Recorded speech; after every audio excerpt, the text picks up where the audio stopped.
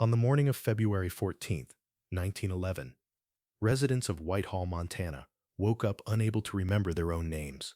Sarah Mitchell opened her eyes in her bedroom and knew she was in her own house, recognized the furniture and the layout, remembered the town and the mine where her husband worked. But when she tried to recall her own name, she found nothing. Just blank emptiness where that fundamental piece of identity should have been. Thomas Bradley went to shave and saw a familiar face in the mirror, but could not attach a name to it, could not remember what he was called, who he was, beyond the immediate physical sensations of being in a body in a particular moment.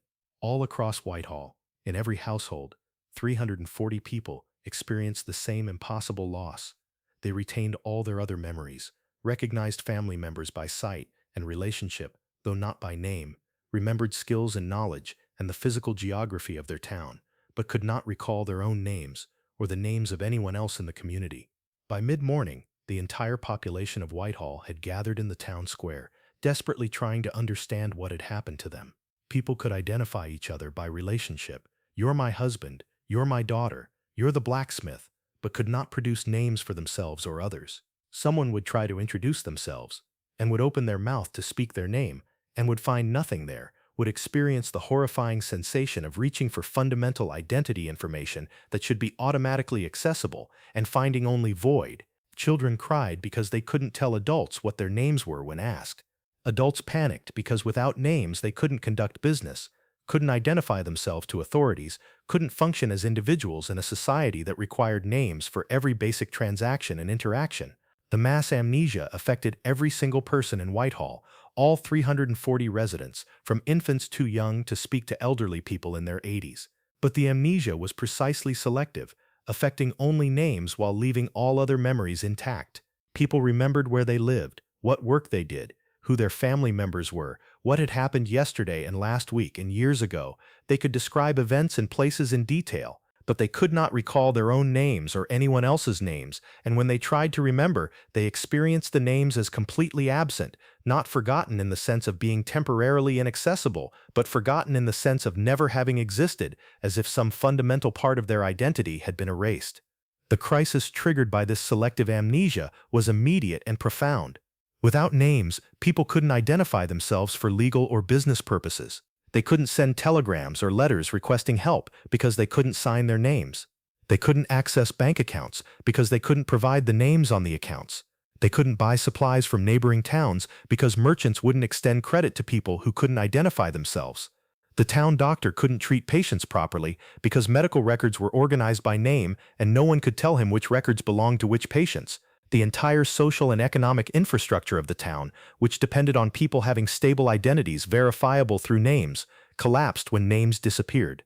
Before we continue with the impossible story of Whitehall, Montana, and the 340 people who simultaneously forgot their own names on February 14th, 1911, subscribe to Shadows of America and hit that notification bell. We release hour-long investigations every day at 9 a.m. and 6 p.m. EST. Let us know in the comments what state you're watching from, because what happened in Whitehall raises fundamental questions about identity, about memory, about what makes us who we are, and what happens when core elements of self are suddenly erased.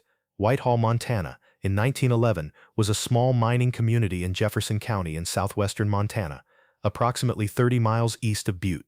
The town had been established in the 1880s when silver mining began in the surrounding hills, and by 1911, it had a population of approximately 340 people, living in and immediately around the small town center.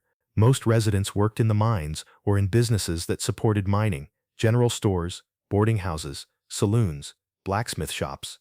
The town had a school, a church, a small jail, and the typical infrastructure of a late 19th, early 20th century mining community. Life in Whitehall was hard, but relatively stable. Mining was dangerous work, but the local mines were productive enough to provide employment for most men in the community. Families lived simply in small wooden houses, growing vegetables in summer months, and relying on supplies purchased from the general store for staples they couldn't produce themselves. The town was somewhat isolated. The nearest larger community was Butte, accessible by rough roads that became difficult or impassable during winter months, when snow made travel treacherous. But Whitehall had telegraph connections to the outside world, and had regular supply deliveries when weather permitted, preventing the complete isolation that characterized some mining communities. The morning of February 14, 1911, began normally for most residents. People woke, prepared breakfast, began their daily routines. But as individuals tried to engage with tasks that required using names, parents calling children to breakfast, workers greeting each other at the mine, teachers taking attendance at school, they discovered the impossible loss. The realization spread rapidly as people compared experiences and confirmed that everyone was affected, that no one in the entire town could remember their own name or anyone else's name, despite being able to remember everything else about their lives and relationships. The initial response was confusion and fear. People assumed this must be some temporary condition, perhaps the result of contaminated water or air that had affected everyone's brain simultaneously, and that the ability to recall names would return once whatever was causing the problem cleared from their systems. But as hours passed with no improvement, as people continued experiencing the complete absence of names despite being able to remember everything else perfectly, the fear intensified and transformed into something approaching panic. The town's doctor, a man who could remember his medical training and his years of practice, but who could not recall his own name, attempted to assess whether medical explanations might account for the phenomenon. He examined multiple residents, checking for signs of head injury, neurological damage, poisoning, disease that might affect memory function. But he found no physical abnormalities. People showed no symptoms beyond the name amnesia, no headaches, no confusion about other matters, no difficulty with speech or movement or cognition generally. They were healthy and mentally competent in every way except for this one impossible gap in their memories. The doctor concluded that no medical condition he knew of could explain selective amnesia that affected only names while leaving all other memories intact, and that affected an entire population simultaneously. He wrote this assessment in his medical journal, though he had to leave blank spaces where he would normally write patients' names because no one could tell him their names and he couldn't remember the names himself. His journal entries from February 14, 1911 onward are filled with descriptions like the man who runs the general store and the woman married to the mine foreman and the child approximately 8 years old who lives in the blue house, functional descriptions replacing the names that had been erased. By afternoon of February 14th, the practical problems created by the name amnesia had become severe enough that the town leadership, people who held positions like mayor and sheriff, though they couldn't recall the names that went with their positions, decided to implement a temporary solution. They assigned each resident a number, writing it on a paper tag that would be pinned to clothing, and they began creating a new registry that documented relationships and roles using numbers instead of names. Person number 1 was married to person number 27. They had children who were person numbers 48 and 49. Person number 1 worked at the mine in a supervisory capacity. Person number 27 taught at the school. This numerical system allowed basic record-keeping and identification to continue despite the absence of names. But the numerical system, while solving immediate practical problems, created new psychological difficulties. Being identified by number, rather than by name, felt dehumanizing and disturbing, reduced people's sense of individual identity, and made social interactions awkward and strange. Children particularly struggled with the number system, finding it confusing and upsetting to be called by numbers instead of by names they couldn't remember, but that they knew should exist. Adults found that without names, their sense of who they were became unstable and fragmented. They knew facts about themselves, knew their relationships and histories, but lacked the linguistic anchor that names provided for organizing self-concept. The town sent telegrams to authorities in Butte and Helena asking for help understanding what had happened and what could be done about it. But these telegrams created confusion because the senders couldn't identify themselves by name, signing messages with descriptions like Mayor of Whitehall or Town Doctor, or simply with the numbers from the new numerical identification system. Recipients of these telegrams initially assumed they were pranks or that something was seriously wrong with the telegraph operator in Whitehall, leading to responses that were skeptical or dismissive rather than helpful. Eventually, through persistent communication and through verification from telegraph operators who confirmed that messages were genuinely coming from Whitehall and that the town appeared to be experiencing some kind of crisis, authorities in Helena sent investigators to assess the situation. A team including a physician, a psychologist, and a law enforcement officer arrived in Whitehall on February 17, 3 days after the name amnesia began. The investigators interviewed dozens of residents, examined medical and town records, and attempted to determine whether fraud or mass delusion might explain what residents claimed was happening. The investigators' findings were disturbing and inexplicable. They confirmed that every resident of Whitehall genuinely could not recall their own name or anyone else's name, despite being able to remember everything else about their lives with normal accuracy and detail. The investigators tried various prompts and memory techniques, showing people documents with their names on them, asking them to recall situations where they would have used their names, presenting them with lists of common names, hoping to trigger recognition. But none of these techniques worked. People would look at documents bearing their signatures and would recognize the handwriting as their own, but would have no sense of recognition for the names written, would see those names as meaningless strings of letters rather than as their identities. The psychologist in the investigative team, Dr. William Harrison, was particularly intrigued and disturbed by the selectivity of the amnesia. Selective amnesia was known to occur in cases of psychological trauma, where people would forget traumatic events while retaining other memories. But amnesia that affected only one specific category of information, names, while leaving everything else intact, was unprecedented. And mass amnesia affecting an entire community simultaneously was theoretically impossible, according to any psychological framework Harrison was familiar with. Amnesia could not spread like a disease, could not affect multiple people at once unless they had all experienced the same traumatic event at the same moment, which residents insisted had not occurred.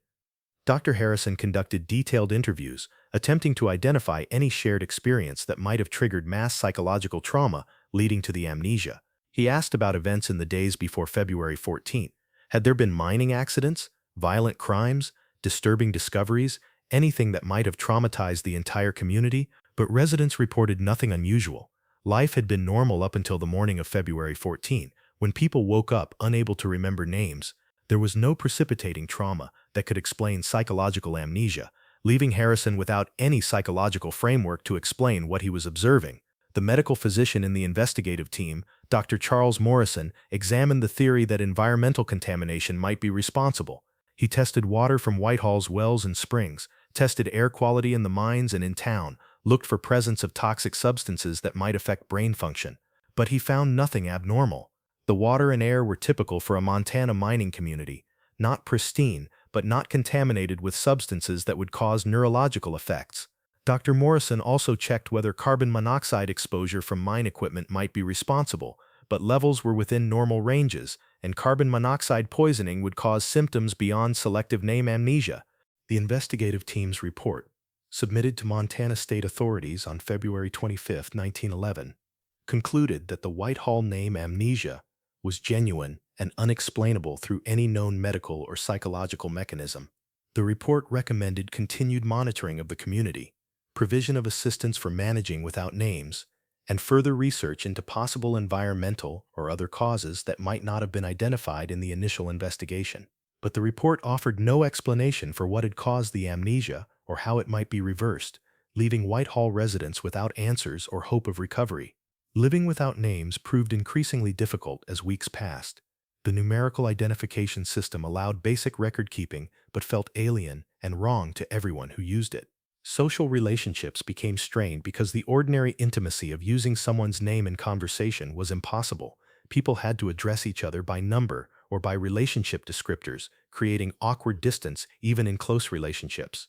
"I love you," number 27, didn't carry the same emotional weight as using a name would have, making expressions of affection and connection feel hollow and inadequate. Children had particularly hard time with the absence of names. Young children, who were still forming their sense of identity, found it confusing and distressing not to have names, to be called by numbers or by generic terms like child or boy or girl.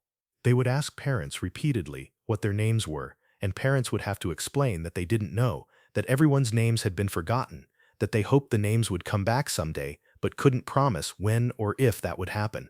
This uncertainty, and the loss of something that should have been fundamental to identity, created anxiety and insecurity in children that manifested as behavioral problems, sleep disturbances, and in some cases regression to more childish behaviors as they struggled to cope with the impossibility of their situation. Adults struggled with identity questions that the name amnesia raised. If you couldn't remember your name, who were you?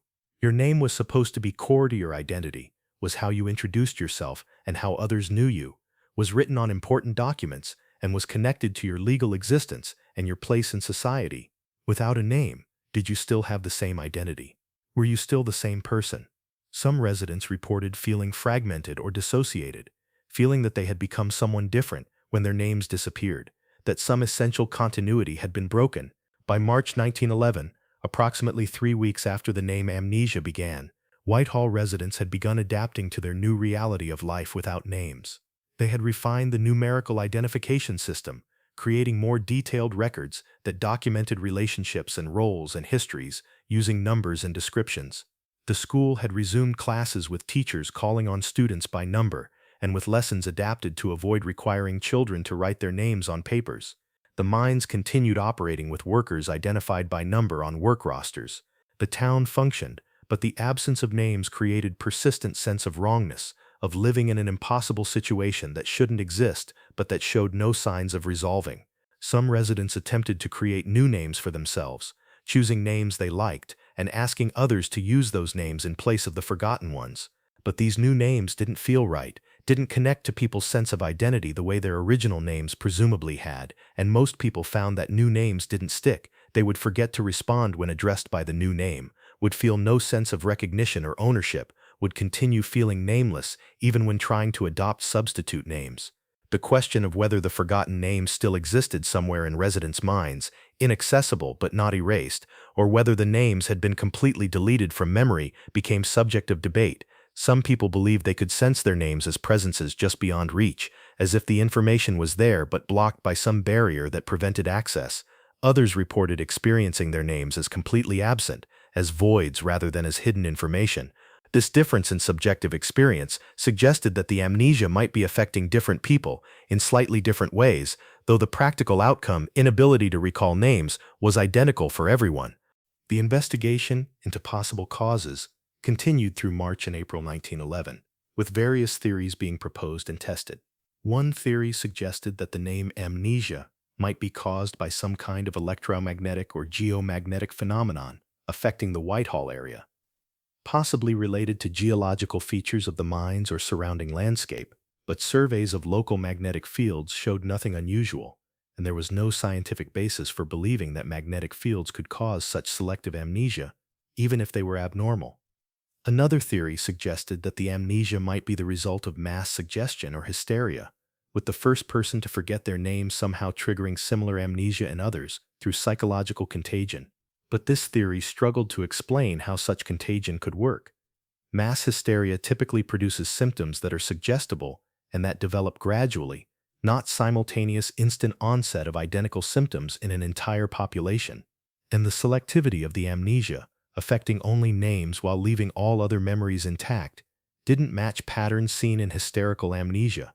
A more disturbing theory, proposed by some religiously minded observers, suggested that the name amnesia might be divine punishment or supernatural intervention, that God or some other force had stripped Whitehall residents of their names as judgment or as test of faith. This theory was unprovable and was rejected by scientists and medical professionals, but it had emotional appeal for some residents who needed some framework, even a supernatural one, for understanding the impossible situation they were experiencing.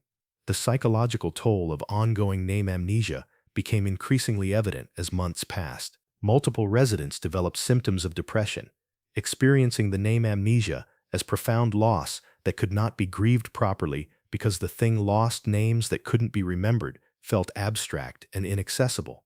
Others developed anxiety symptoms, worrying that if names could be erased, other memories might also disappear, that their identities might continue disintegrating until nothing remained. These psychiatric symptoms required care and support that the town's single doctor was inadequately equipped to provide, leading to some residents being sent to facilities in Butte or Helena for more intensive treatment. By June 1911, 4 months after the name amnesia began, there had been no improvement in anyone's ability to recall names, and the community had largely accepted that life without names might be permanent. The numerical identification system had become normalized, with residents responding naturally to their assigned numbers and using numbers in daily conversation without the initial sense of strangeness and discomfort. Children born in Whitehall after February 1911 were given numbers rather than names, as parents couldn't provide names and didn't want children to have names when no one else in the community had them. The case attracted attention from psychology and neurology researchers interested in memory and identity. Several academic papers were published analyzing the Whitehall phenomenon and proposing various theoretical frameworks for understanding selective name amnesia, but none of these theories were supported by sufficient evidence or provided satisfactory explanations for the simultaneity and uniformity of the amnesia across the entire population. The case remained a genuine mystery, documented well enough that fraud or misreporting seemed unlikely but unexplainable through any scientific framework available in 1911. Then, on September 1, 1911, approximately 6.5 months after the amnesia began, residents woke up with their names restored. Sarah Mitchell opened her eyes and knew immediately that she was Sarah Mitchell, that those words represented her identity, that her name had returned as suddenly and completely as it had disappeared. Thomas Bradley looked in the mirror and recognized Thomas Bradley, his name as accessible and automatic as it should be. All across Whitehall, in every household, the 340 residents found that they could once again recall their own names and everyone else's names, that the impossible void that had existed for more than half a year had been filled, that this fundamental aspect of identity had been restored. The return of names triggered celebrations, mixed with profound relief and residual trauma. People were overjoyed to have their names back, to be able to identify themselves and each other properly, to escape from the dehumanizing numerical system that had governed their lives for 6 months. But the experience of having lost names, of having lived without that core element of identity for so long, had created lasting psychological impacts that didn't disappear when names returned. Many residents continued experiencing anxiety about their identities, worrying that names might disappear again, questioning whether they could trust their memories and sense of self when such fundamental information could apparently be erased and restored without explanation or control. Children who had lived without names during developmentally important months struggled more than adults with the aftermath. Some children who had adapted to the numerical system found the sudden restoration of names confusing and disorienting, as if they were being asked to adopt new identities they didn't recognize, rather than returning to identities they had temporarily forgotten. Younger children who had been infants or toddlers when the amnesia began had no memory of having had names before February 1911, and the sudden acquisition of names felt arbitrary rather than like restoration of something that belonged to them. The question of what had caused both the amnesia and its equally sudden resolution remained completely unanswered. Residents could identify no event or change that had occurred on September 1st that might have triggered the name restoration. The day had been ordinary in every way. Normal weather, no unusual events, nothing that distinguished it from the previous day or the following day. Names had simply returned as inexplicably as they had disappeared, leaving no more understanding of the phenomenon than had existed when it began. Investigators returned to Whitehall in September and October 1911, hoping that interviews with residents after the name restoration might provide insights into what had happened. They asked people to describe their experience of forgetting and then remembering names, hoping to identify clues about the mechanism involved. Residents described the forgetting as instant and complete. One moment they had known their names, the next moment that knowledge was gone with no sense of transition or process. The remembering was similarly instant. They woke up on September 1 and their names were simply there again, as if they had never been absent. Some residents reported that during the 6 months of amnesia, they had occasionally experienced fleeting sensations of almost remembering their names, moments where they felt on the verge of recovery before the sense of impending memory would vanish. These near-recovery experiences suggested that perhaps the names had been inaccessible rather than completely erased, that some barrier had prevented retrieval but hadn't destroyed the underlying memory traces. But other residents reported no such experiences, describing the absence of names as absolute void, with no hint of hidden information waiting to be retrieved. The restoration of names allowed researchers to verify something important.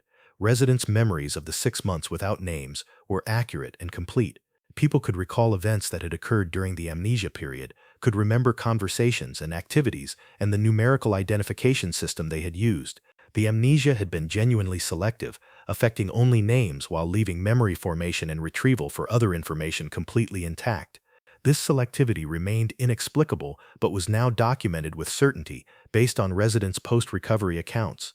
The Whitehall case was extensively documented in medical and psychological literature in the years following the events, becoming one of the most cited examples of unexplained mass amnesia. The documentation included testimony from hundreds of residents, medical examinations conducted during the amnesia period, the numerical registry that had been created to manage life without names, and follow-up studies tracking residents' psychological recovery in years after the name restoration.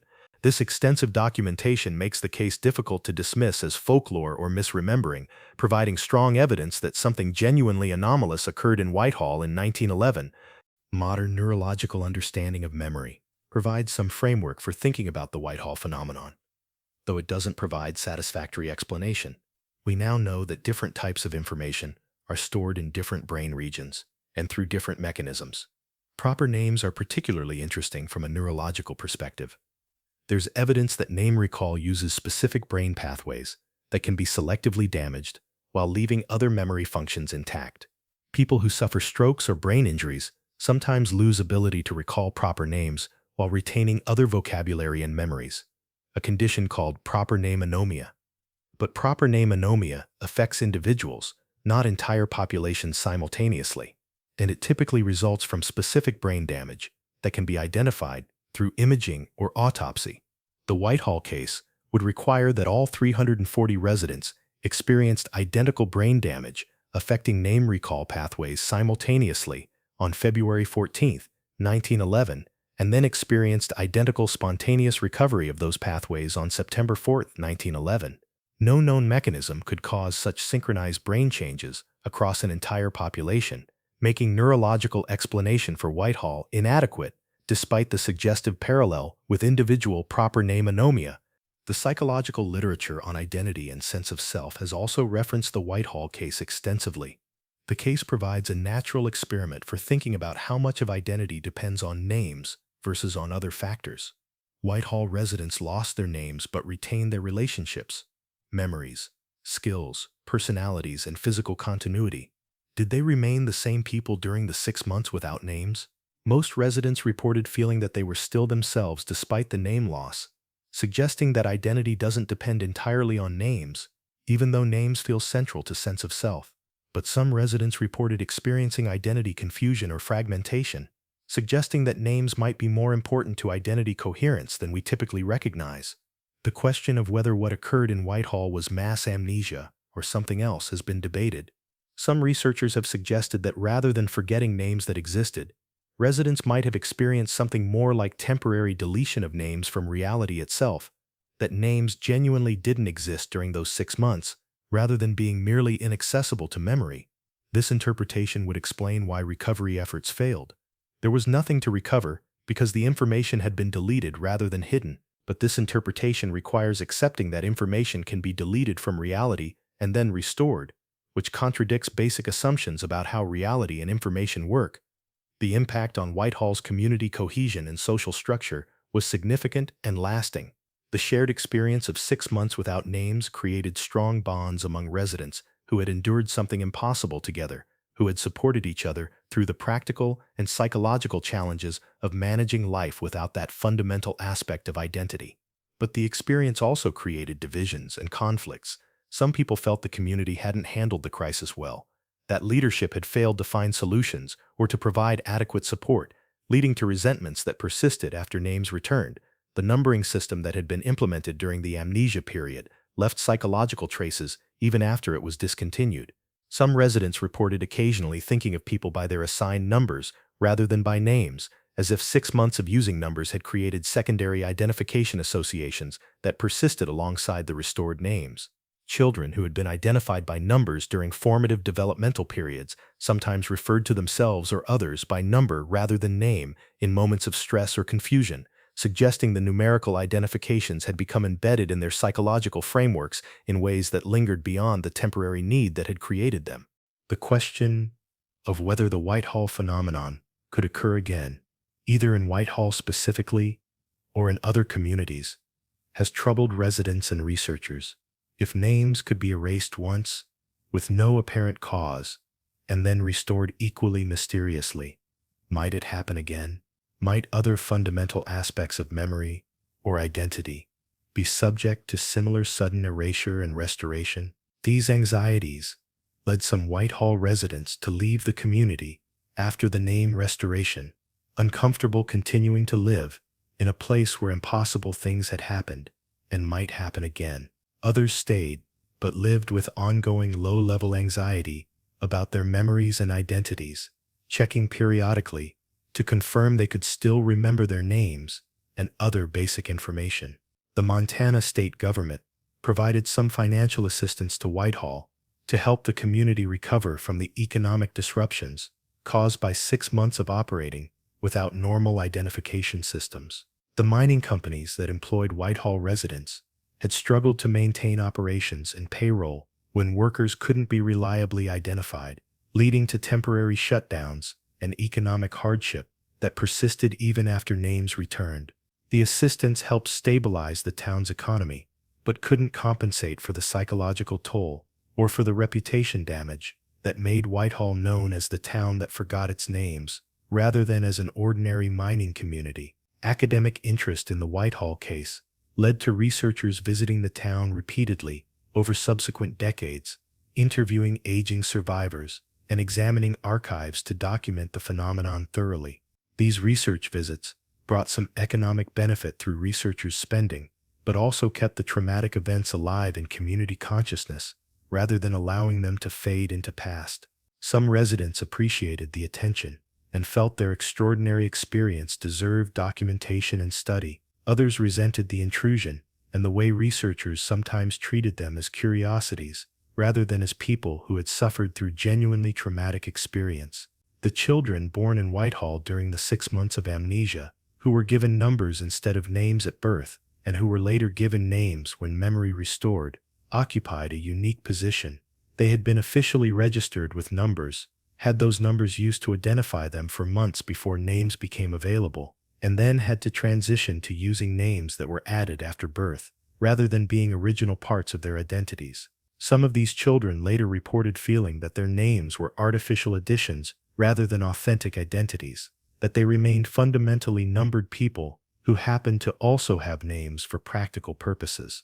The record system in Whitehall became a hybrid that preserved both the name-based records from before and after the amnesia period and the numerical records from during the amnesia. This dual system created confusion and complications for decades. Legal documents might reference both a person's name and their number. Property records might list transactions under numerical identifiers that had to be cross-referenced to names. Vital records like birth and death certificates from 1911 might use numbers that required lookup tables to connect to actual identities. The archival complexity, created by 6 months without names, persisted long after the names themselves had returned. Some residents attempted to forget the experience of name amnesia, to mentally block out the 6 months, and to treat the period as an aberration that didn't need to be integrated into their life narratives. But most found that attempted suppression didn't work, that the experience had been too significant and too disturbing to simply set aside. Therapy and support groups formed in Whitehall to help residents process their experiences, to find meaning in what had happened, and to develop psychological resilience against the ongoing anxiety that something similar might recur. The question of whether faith or religious interpretation provided comfort to residents varied widely. Some found solace in believing that God had tested them and that they had survived the test, that the name amnesia had been trial that strengthened faith and community. Others found their faith shaken by the experience, questioning why God would allow such arbitrary suffering, why 340 people would be subjected to identity crisis for no discernible purpose. These divergent religious responses created some tension in the community's churches, where pastors struggled to provide pastoral care and theological framework for events that seemed to resist religious explanation as much as they resisted scientific explanation. The media coverage of the Whitehall name amnesia was extensive during and after the event, with newspapers throughout the United States and even international publications reporting on the phenomenon. Some coverage was responsible and factual, based on interviews with residents and on documentation provided by investigators. But other coverage was sensationalistic or skeptical, suggesting that Whitehall residents were perpetrating a hoax for publicity, or that they were experiencing mass hysteria that wasn't as extraordinary as reports suggested. This skeptical coverage hurt Whitehall's reputation and made residents feel disrespected and disbelieved, adding to the trauma of the experience itself. The psychological literature on dissociation and on identity has drawn on the Whitehall case extensively. Dissociation involves disconnection between different aspects of consciousness, memory, or identity, and can result from trauma or from neurological conditions. The Whitehall case represents an extreme form of dissociation where the linguistic label that anchors identity, one's name, becomes disconnected from consciousness, while all other aspects of identity and memory remain intact. This selective dissociation is unprecedented in scale and in its collective nature, making Whitehall a unique case study for thinking about how identity is constructed and maintained. Modern digital identity systems, where people are often identified by account numbers or usernames rather than by legal names, have been compared to the situation Whitehall residents experienced during their 6 months without names. The comparison isn't perfect. Digital identities are typically chosen and are additions to rather than replacements for name-based identity. But the experience of being identified by arbitrary numbers or alphanumeric codes rather than by meaningful names does create some of the same psychological effects. Whitehall residents reported sense of dehumanization, reduced connection between identifier and sense of self, feeling that identity has become administrative category rather than personal essence. The documentation of the Whitehall case includes photographs taken during the amnesia period, showing residents wearing their numbered identification tags and gathered in the town square trying to organize their lives without names. These photographs are haunting and strange, showing ordinary people marked with numbers as if they are prisoners or experimental subjects, their expressions showing confusion and distress that the camera captured but couldn't explain. The photographs have been exhibited in museums and historical societies as evidence of an extraordinary and disturbing event in Montana history. Some residents of Whitehall later reported that the experience of 6 months without names had positive aspects despite the trauma. They described feeling liberated from the weight of personal history and reputation that names carry, feeling able to be more authentic or to try different behaviors when they weren't constrained by the expectations associated with their names. A few residents even expressed regret when names returned, feeling they had lost a kind of freedom or anonymity that the namelessness had provided. But these positive reflections were minority views. Most residents experienced the name amnesia as purely negative and were grateful when it ended.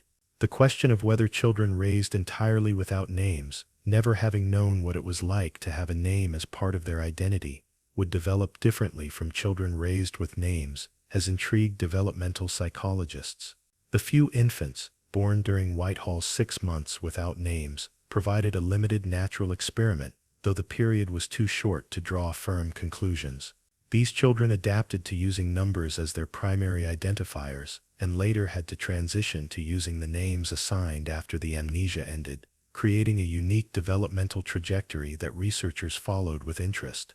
Follow-up studies conducted in the 1920s and 1930s on children who had been infants or toddlers during the name amnesia showed mixed results. Some showed no lasting effects, having successfully integrated the names they received after September 1911 and showing normal identity development. But others showed what researchers called identity fragmentation, where they maintained dual sense of self, the numbered self from their first months and the named self that developed after. These children sometimes referred to themselves, using both their number and their name, as if they contained two distinct identities that had been layered rather than fully integrated. The economic impact on Whitehall from 6 months of disrupted commerce and administration was substantial and took years to fully recover from.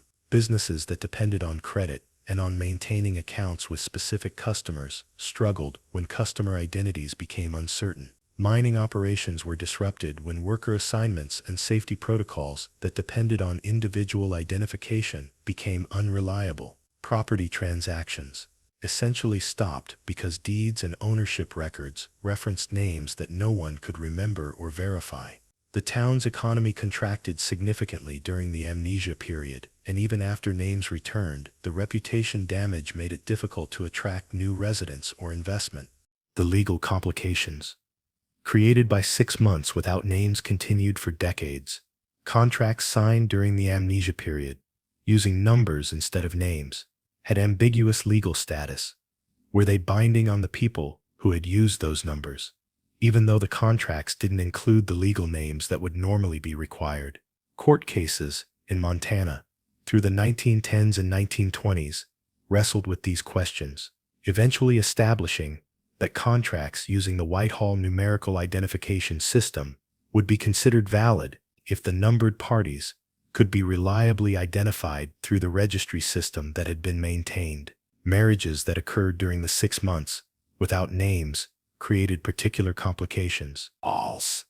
Several couples had married during the amnesia period, with their marriage certificates listing numbers instead of names. After name restoration, these couples had to obtain amended certificates with their names added, but questions arose about whether the original numberless marriages were legally valid or whether the couples needed to remarry using proper names. Montana eventually ruled that the numbered marriages were valid, but required amended documentation, treating the situation as similar to marriages where names had been recorded incorrectly and needed correction. Children born during the amnesia period and initially registered with numbers only faced identity documentation challenges throughout their lives. Their birth certificates showed numbers that later had names added, creating documents that appeared to have been altered or corrected. Some of these individuals had difficulty obtaining passports or other identification documents decades later because their birth certificates didn't follow standard formats, requiring explanatory letters and supporting documentation about the Whitehall phenomenon to verify their identities and establish that the unusual birth certificates were legitimate. The question of whether similar mass name amnesia has occurred in other locations or time periods has been researched extensively, with historians and psychologists searching for comparable cases. A few incidents of mass amnesia have been documented, cases where groups of people temporarily lost memories due to trauma, poisoning, or psychological factors, but none match the Whitehall case in terms of the selectivity, affecting only names, the scale entire community, the duration 6 months, or the complete restoration. The Whitehall phenomenon remains unique in medical and psychological literature, an isolated incident without clear precedent or parallel. Some researchers have speculated that the Whitehall case might have been early manifestation of some phenomenon that would become more common or better understood in later years. That 1911 Whitehall was a preview of something about memory and identity that science would eventually explain, but more than a century later, no similar incidents have been reliably documented, and no scientific framework has emerged that could explain the Whitehall phenomenon convincingly. The case remains anomalous and mysterious, challenging our understanding of memory, identity, and the relationship between individual consciousness and collective experience. The survivors of the Whitehall name, amnesia, formed a kind of informal support network that persisted for decades, maintaining connections with others who had shared the experience, and checking in periodically about whether anyone was experiencing unusual memory symptoms that might signal recurrence. This survivor network provided emotional support and validation for people whose experience was often met with skepticism or disbelief by those who hadn't lived through it. The network also served as repository for collective memory of the events, preserving details and perspectives that might otherwise have been lost as individual memories faded. By the 1950s, most of the adults who had experienced the name amnesia directly had died,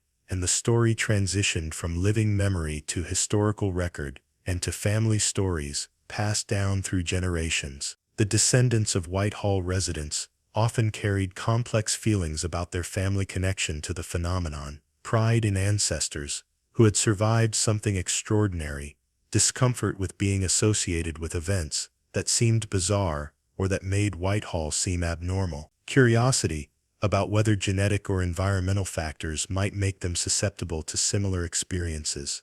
The town of Whitehall itself has struggled with how to remember and commemorate the 1911 name amnesia. A small museum in the town includes exhibits about the phenomenon, displaying some of the numbered identification tags that residents wore, showing photographs from the period, and providing historical context. But there's tension between preserving this unique history and not wanting the town to be defined primarily by a disturbing event that occurred over a century ago. Whitehall has other history and identity beyond the name amnesia, but the phenomenon remains the thing that makes the town nationally known when it's mentioned in books or articles about unexplained events. Modern neuroscience has made some attempts to explain the Whitehall phenomenon through frameworks that weren't available in 1911. One theory suggests that names might be processed by highly specific neural circuits that could theoretically be disrupted by environmental factors, affecting everyone in a geographic area simultaneously. But this theory requires postulating some environmental influence, electromagnetic, chemical, or otherwise, that would have these precise effects, and no such influence has been identified. Moreover, the theory struggles to explain the spontaneous, complete recovery that occurred 6 months later, with no apparent change in environment. Another modern theory draws on understanding of how social and cultural factors can influence cognition and memory.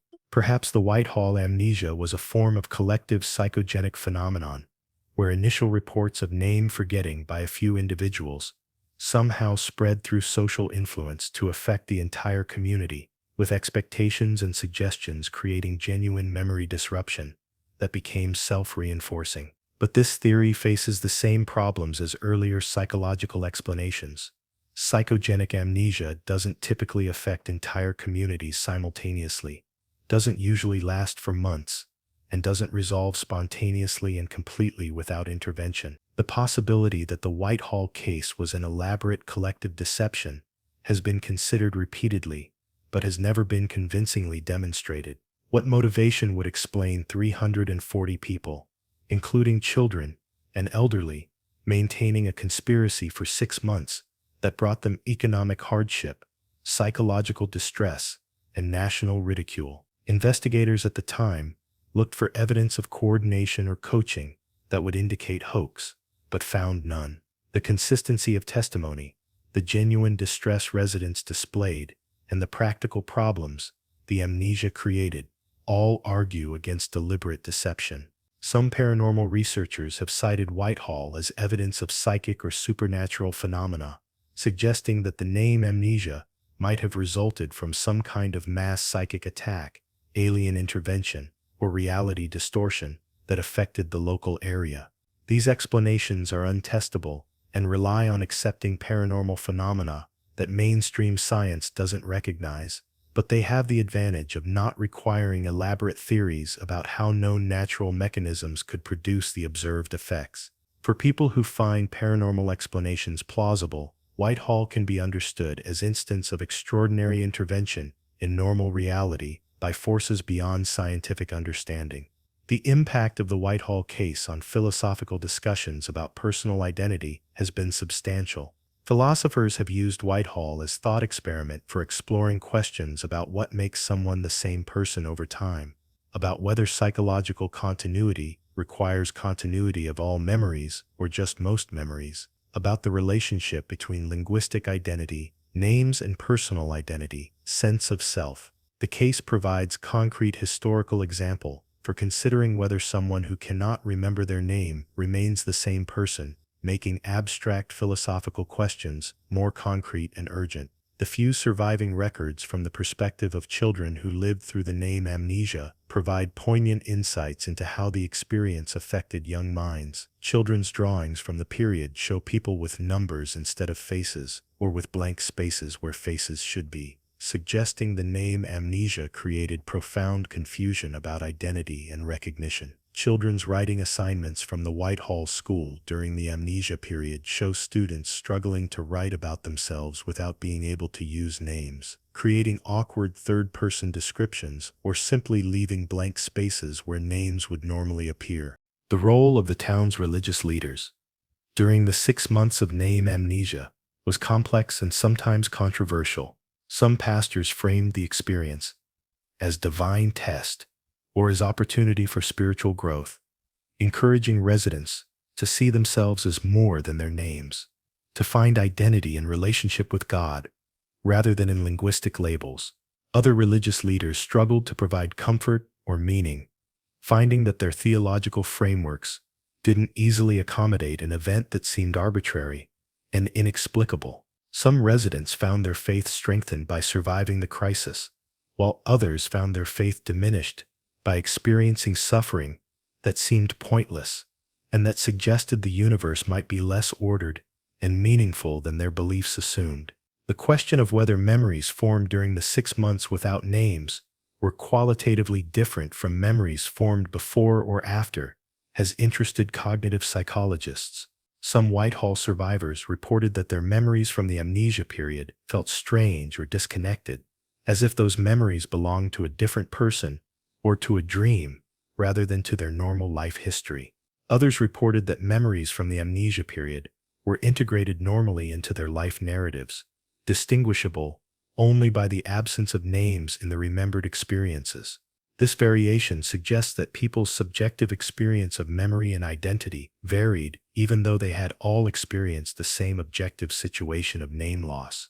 The archives containing Whitehall records from 1911 are preserved in Montana State Archives and in university libraries, available to researchers studying the phenomenon. These archives include the numerical registry, correspondence between Whitehall and state authorities, medical examinations and psychological assessments, newspaper articles, photographs, and personal accounts written by residents. The documentation is extensive enough to make the Whitehall case one of the best documented instances of unexplained mass psychological or neurological phenomenon, providing data that continues to be analyzed as new theoretical frameworks become available. Modern privacy concerns and identity theft have created some interesting parallels with the Whitehall situation. In an era where identity theft involves someone appropriating another person's name and using it fraudulently, the Whitehall case, where everyone lost their names simultaneously, provides thought experiment about identity security. If names disappeared and everyone had to use numbers, would this make identity theft easier or harder? Would it provide privacy protection, or would it create new vulnerabilities? These questions aren't just abstract, they relate to ongoing debates about digital identity systems and about whether name-based identification should be replaced or supplemented with biometric or numerical systems. The Whitehall case has appeared in numerous works of fiction, including novels, short stories, and films that use the historical events as inspiration for exploring themes of identity, memory, and community. Most fictional treatments take significant liberties with the historical facts, adding supernatural elements or thriller plots or explanations that weren't present in the actual events. But even these fictionalized versions serve to keep the Whitehall phenomenon in cultural consciousness, ensuring that new generations learn about the extraordinary events of 1911, even if the versions they encounter are dramatized or elaborated beyond the documented facts. Academic conferences on memory, identity, and consciousness sometimes feature presentations about the Whitehall case, with researchers from various disciplines offering perspectives informed by their particular theoretical frameworks. Neurologists discuss possible brain mechanisms, psychologists analyze social and cognitive factors, philosophers explore implications for theories of personal identity, historians contextualize the events within early 20th century Montana society. No consensus has emerged from these interdisciplinary discussions, but they have produced nuanced understanding of how complex and multifaceted the phenomenon was, and how inadequate any single explanatory framework is for capturing what occurred. The town of Whitehall today bears little physical resemblance to the 1911 town where the name amnesia occurred. Most of the original buildings have been replaced, the mines have closed, and the economy has shifted away from mining toward agriculture and tourism.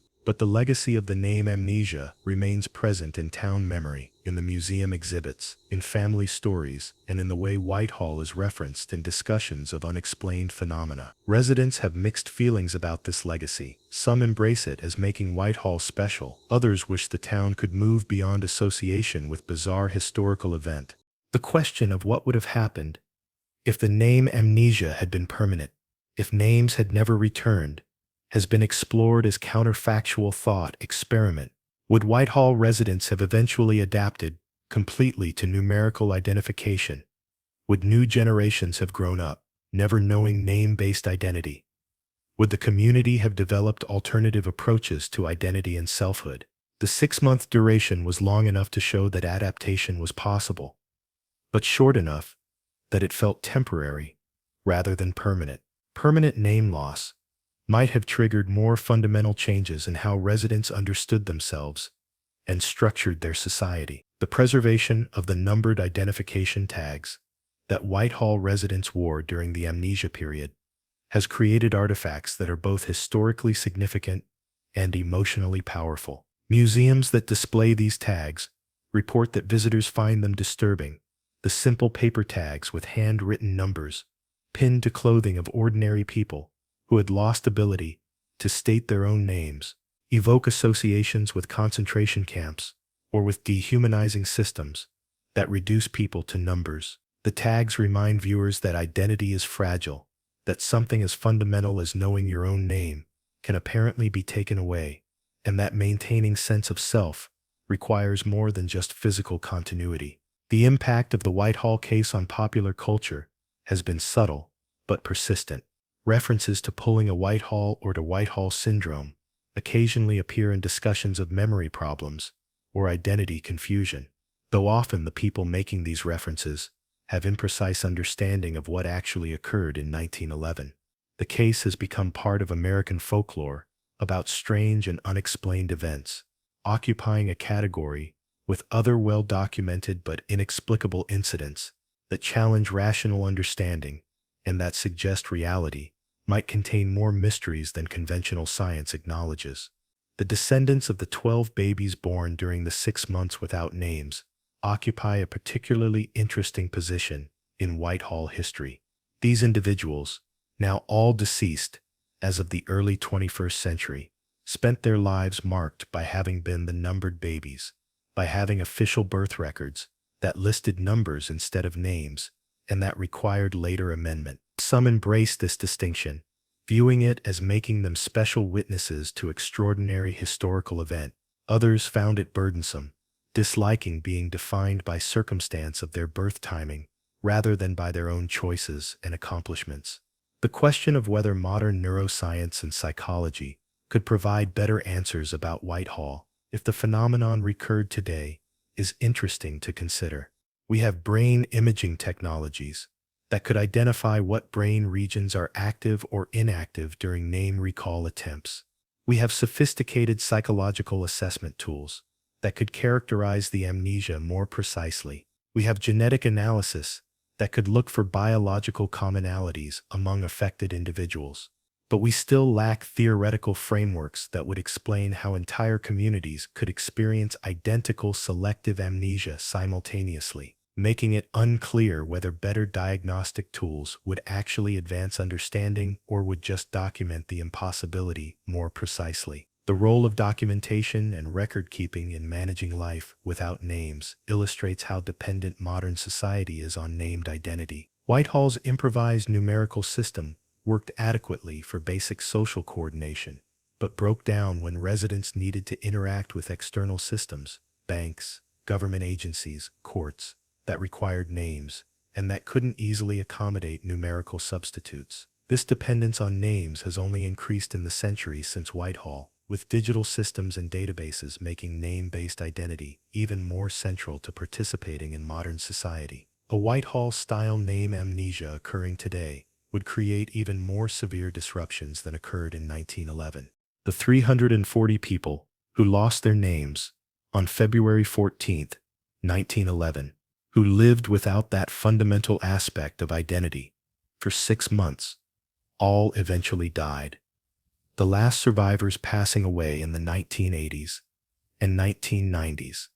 Their direct testimony about what the experience felt like, about the psychological and practical impacts of name loss, is now preserved only in documents, in interviews conducted by researchers, in personal accounts written during or after the amnesia period, in letters and diaries that captured their struggles and adaptations. These documents remain valuable resources for understanding not just the specific Whitehall phenomenon, but also broader questions about identity, memory, and what it means to be human. The Whitehall name amnesia stands as one of the most thoroughly documented yet completely unexplained collective experiences in American history. 340 people simultaneously lost ability to recall their own names and anyone else's names while retaining all other memories and cognitive functions. They lived without names for 6 months, developing numerical identification system that allowed basic social functioning, but that created profound psychological distress and practical difficulties. Then names returned as suddenly and completely as they had disappeared, with no apparent cause for either the loss or the restoration. Whether the phenomenon resulted from mass psychological factors that we don't understand, from environmental influences that affected everyone in the community simultaneously, from neurological mechanisms that could selectively erase and restore specific memory categories, or from something beyond current scientific frameworks, remains unknown. More than a century after the events occurred, the case resists simple explanation through fraud, through mass hysteria, or through known medical conditions, leaving it genuinely mysterious despite extensive documentation and investigation. What the Whitehall case teaches us, at minimum, is that identity is more fragile than we typically assume, that something as fundamental as knowing your own name can apparently be disrupted or removed, and that collective experiences of impossible phenomena can occur even though we cannot explain how or why. The case reminds us that consciousness, memory, and selfhood remain mysterious in important ways despite scientific progress, and that reality may contain possibilities that exceed our current frameworks for understanding how minds and brains and societies function. The town of Whitehall today stands as witness to extraordinary events that occurred there in 1911, events that challenged everything residents thought they understood about identity and memory. The buildings are different, the economy has changed, the people who experienced the name amnesia are gone, but the story persists, documented in archives, preserved in museums, passed down through family histories, reminding us that even in ordinary small towns, impossible things can happen that leave permanent marks on communities, and that raise questions about reality that remain unanswered generations later. What caused 340 people to forget their own names? Why did the amnesia last exactly 6 months before resolving spontaneously? Could it happen again, in Whitehall or elsewhere? These questions remain open, awaiting answers that may never come, challenging us to accept uncertainty about fundamental aspects of mind and memory that we assume we understand. What do you think happened in Whitehall? Mass psychogenic illness? Environmental contamination? Something beyond current science? Leave your thoughts in the comments below. If you found this investigation compelling, subscribe to Shadows of America. We release documentaries like this every day at 9 a.m. and 6 p.m. EST. Hit that like button, share this video, and let us know what state you're watching from. The past is never truly buried, it's just waiting in the shadows.